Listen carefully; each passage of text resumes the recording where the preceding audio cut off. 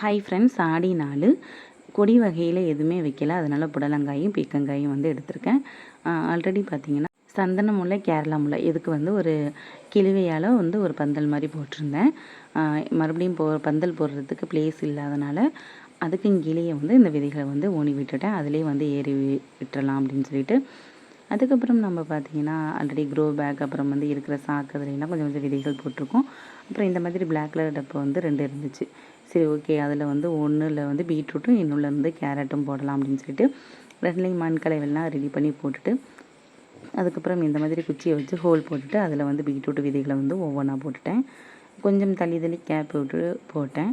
அதுக்கப்புறம் போட்டுட்டு இதை அப்படியே கையால் மூடி விட்டுட்டு இதே மாதிரி கேரட்டும் வந்து குச்சியால் வந்து சின்ன சின்ன இது ஹோல் போட்டுட்டு அதையும் வந்து இந்த மாதிரி போட்டு விட்டுட்டேன். கேரட் விதையை பார்த்தா என்னமோ ஓமம் மாதிரி இருந்துச்சு. அப்புறமே எல்லா விதைகளையும் விதைச்சிட்டு உயிர் தண்ணி ஊற்றியாச்சு.